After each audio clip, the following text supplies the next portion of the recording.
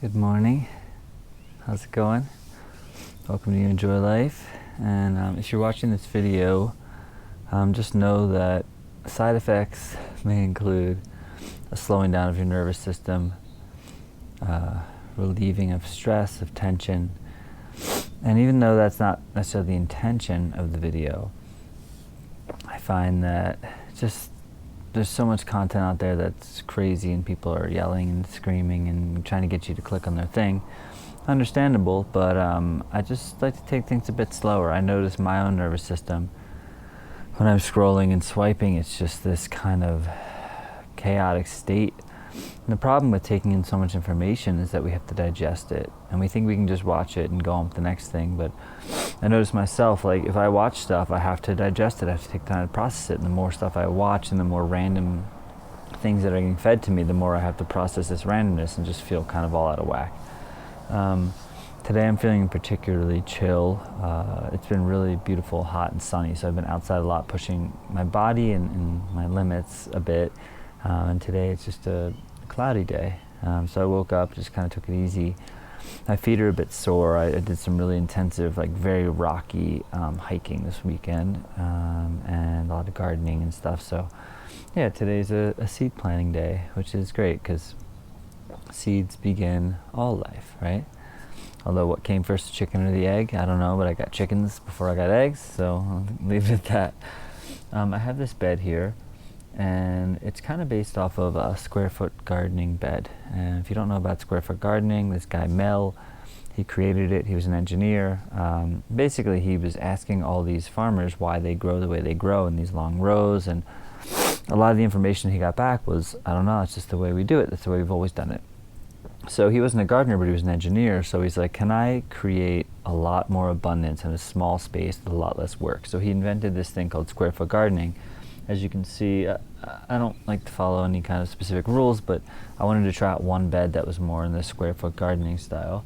So we made a version of his. He has a certain type of mix, which is a bunch of blends of compost and vermiculite and peat moss.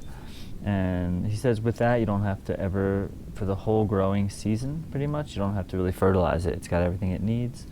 And he based everything off of a square foot. So I have these little kind of markings, some different than others, but for the most part, they're 1 square foot. And we'll get you in here, as you can see. And I've already planted some stuff.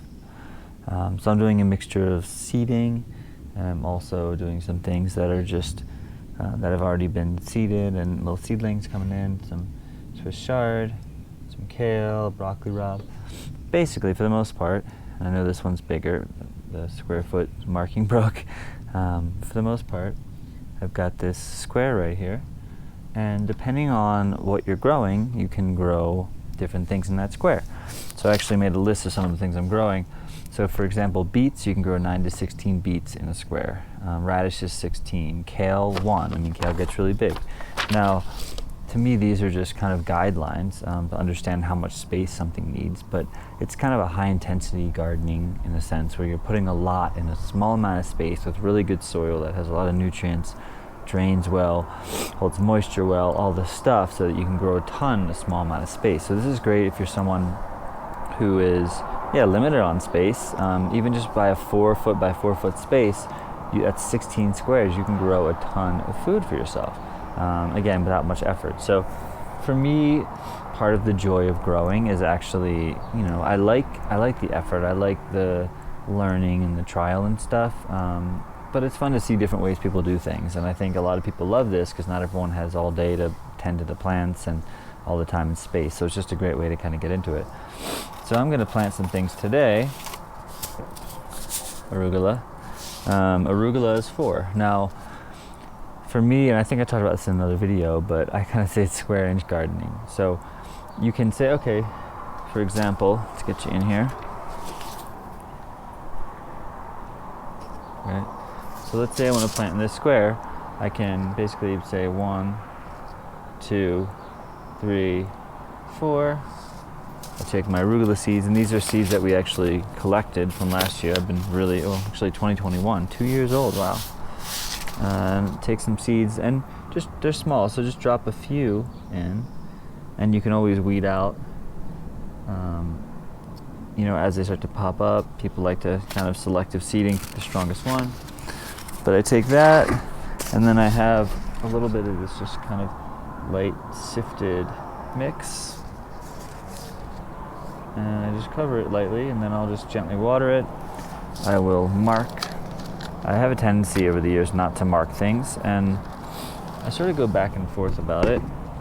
On the one hand, it's nice, especially when you're seed saving, to know what you're saving for future generations. On the other hand, I don't like to label things too much because, I don't know, I feel like it can also create kind of the sense of this is what this is, and seeds are always changing and always adapting. So sometimes I just throw things everywhere and, say good luck and see what happens. So I have this in here. I'll give it a little bit of a watering.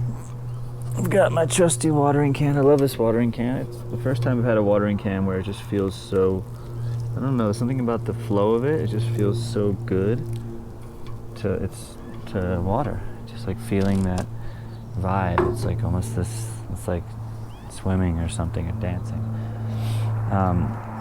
Now it's still pretty cold in Colorado. We had a really nice warm spell, but it's also supposed to snow tomorrow. So I'm doing all cold crop stuff, and the idea with cold crops is that they actually prefer it when it's colder. They'll come out earlier, and then as some of this stuff grows, some of this stuff will stay for the summer, and other things that are quick growing like radishes and things like that, carrots, some of the beets will actually be pulled, and then I'll replace them with some other stuff. But yeah, it's been nice to be growing in this way. I do like growing a lot of stuff right from seed.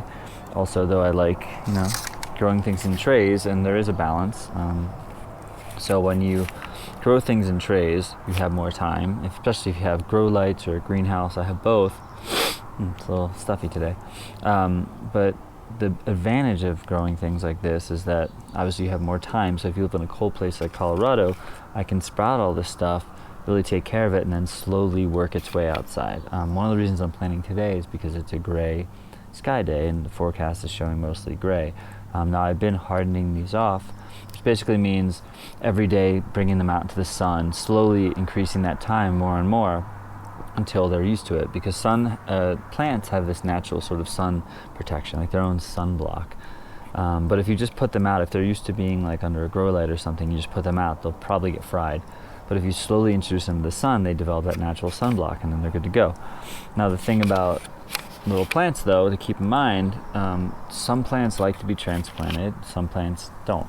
There's a lot of debate. For example, at the video I did recently about transplanting cilantro, a lot of people say it doesn't like to be transplanted because a lot of plants have a deep taproot, which means it goes really deep and doesn't like to be disturbed. Now, I think a lot of plants that people say you can't transplant, you still can, but maybe they don't like it as much, or they might be stunted, and there's just so much information out there, and at the end of the day you got to figure out what works for you.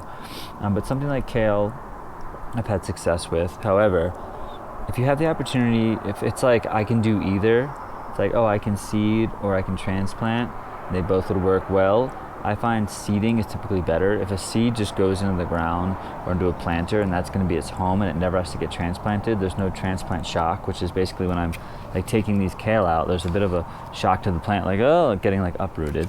And so it takes time for it to readjust to its new home. So if a seed just goes in the ground and stays there and does its thing, I have found that it tends to just do better. One of the reasons it does better, I think, is because it's just in its home and it's comfortable and it wants to be in that place. So the more you can seed, the better. But again, every situation is unique. I think that's a part of this video and a part of a lot of my videos. It's just a reminder of there's a lot of information out there. And it's easy to want to just kind of listen to what other people are saying, but what's cool about that is you quickly realize that everyone's saying different stuff, and that can be frustrating at first, but once you realize why, it always comes back to yourself and your own experience and your community and the people around you. The farmer growing down the road from you is going to know much more about probably growing in your environment than the guy on Reddit, right? Who lives in a totally different place and whatever. So whatever information you have can be a starting point, but remember, you have to figure it out yourself and see what works for you. And I love contradicting information because it's just a reminder that I need to figure it out, and I can't necessarily take the shortcuts. I can learn from other people, but there are no shortcuts in life. And if you try to shortcut, you'll usually find yourself, at least I do, find myself frustrated and like, oh, why did I do that? I think I want to plant some radishes. Now, the other things to consider when you're growing and how is certain things need a trellis. So for example, over here, I planted some peas, so I'll be able to trellis them along the fence. Use what you have.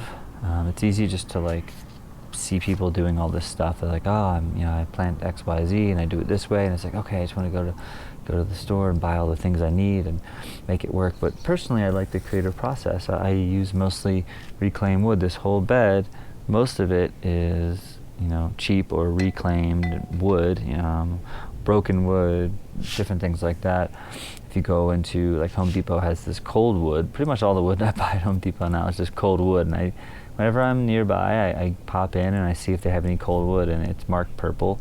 Lowe's has the same thing. It's just like Lowe's, they kind of have big bunches of wood, so everything is just like 70% cheaper or something ridiculous. I just made this, if you can see that table over there, it's just like a little outdoor work desk / dining table for us.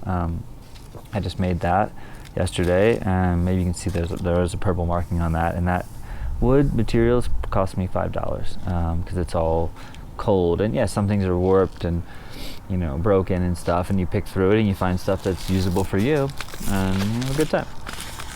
So I'm gonna plant some radishes, and according to my sheet, radishes take 16, which means I can go 1, 2, 3, 4, 5, 6, 7, 8, 9, 10, 11, 12, 13, 14, 15, 16.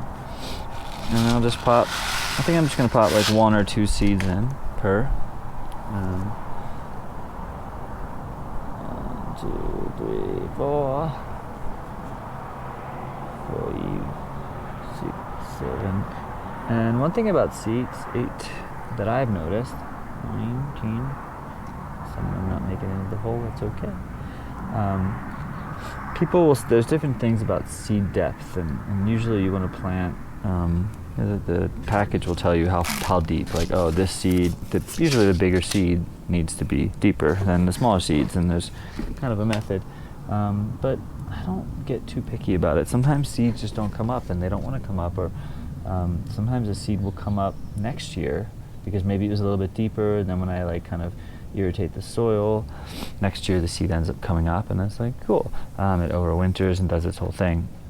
So some people are definitely more methodical about how they do things, and I think one of the reasons I share this is because it's like baking. A lot of people assume, oh, I don't like to bake, I like to cook because I can kind of be in the flow, and with baking I can't be. But I almost never follow recipes when I bake bread, muffins, anything, and they always come out great. Sometimes it has a different rise and it doesn't turn out the way it turns out in the store or whatever, but I have fun with it, and I just improvise with what I have and substitute. And I've learned to bake in a way where I can just kind of go with the flow. And I think gardening's the same way. Like, you can just follow the rules, right? Or you can do your own thing and have a good time.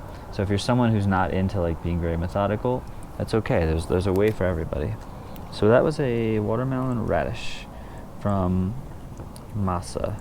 And if you're looking to get good seeds, Masa does deliver. I think they have some of the best seeds ever. I've volunteered there. I've worked with them. They are just really about preserving the best seeds, heritage, local, and just great seeds that are going to last forever. A lot of people say that seeds are the future, seeds are gold, and I feel very similar. And when you get into seed saving, it's amazing. And that's another thing too. Even if you don't harvest that much, if you can save a few seeds for next year and slowly develop a seed bank, it's incredible. And you see a lot of people on YouTube saying, oh, seeds last 2 years, 3 years, 4 or 5. Depending on seed conditions and the type of seeds can last 20, 30, 40, 50 years. So saving seeds is amazing because I have a little packet of seeds here, and if I continue to grow these and every year save more, I'll never have to buy this seed again, which is just blows me away. That's why I say money does grow on trees. So I think I'm going to leave it there, but as always, it's great chatting. We'll talk soon. Review of my breakfast. Potatoes, homemade fermented ketchup and fermented hot sauce. Arugula and mustard greens from the greenhouse. Bacon from the dumpster. Farm fresh eggs. This is a kraut. Homemade sourdough, butter. Pretty glorious.